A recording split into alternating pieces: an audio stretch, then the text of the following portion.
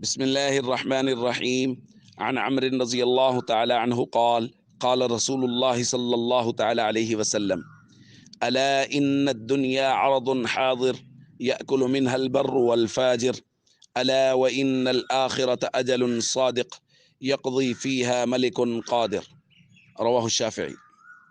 نبی کریم صلی اللہ علیہ وسلم نے ارشاد فرمایا، خبردار، بے شک دنیا موجودہ ساز و سامان ہے جس سے نیک و بد سب کھا رہے ہیں، اور فرمایا خبردار، بے شک آخرت ایک اٹل حقیقت اور سچا وعدہ ہے جس کے اندر قادر مطلق ذات اور بادشاہ ذات فیصلہ فرمائیں گے۔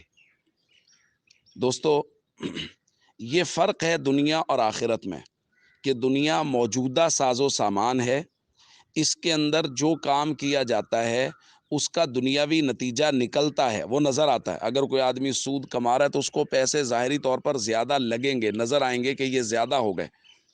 اسی طرح جو لوگ آفیسز جاتے ہیں، جو لوگ کام کرتے ہیں، شام کو ان کو مزدوری ملتی ہے، آفس جانے والوں کو مہینے کے بعد تنخواہ ملتی ہے، ہر چیز کا نتیجہ فوری نکل رہا ہے۔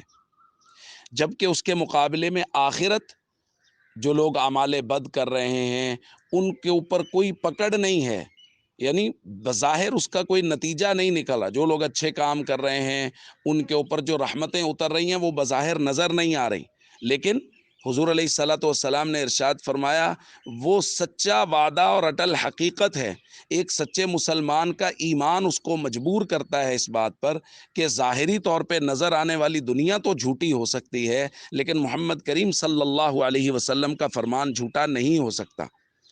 اس لیے جو لوگ دنیا میں اچھے اعمال کرتے ہیں اور اللہ کے نبی صلی اللہ علیہ وسلم کے مبارک زبان پر یقین رکھتے ہیں، ان کے لیے کہا گیا خبردار، الا وان الخیر کلہ بحذافیرہ فی الجنہ، کہ اچھے لوگوں کے لیے، اچھے کام کرنے والوں کے لیے جنت ہے، اور جنت میں تمام تر خیریں اور بھلائیاں موجود ہیں۔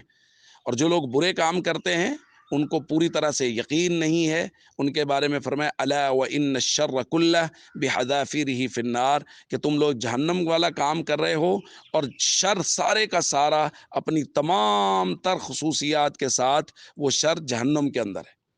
اس لیے میرے دوستو، ہمیں نبی کریم صلی اللہ علیہ وسلم کی مبارک زبان پر سب سے زیادہ اعتماد ہونا چاہیے، اور آخرت کے اعمال کی طرف بھرپور توجہ ہونی چاہیے، اور کوشش کرنی چاہیے کہ ہماری زندگی نبی کریم صلی اللہ علیہ وسلم کے فرامین کے مطابق گزرے۔ السلام علیکم ورحمۃ اللہ وبرکاتہ۔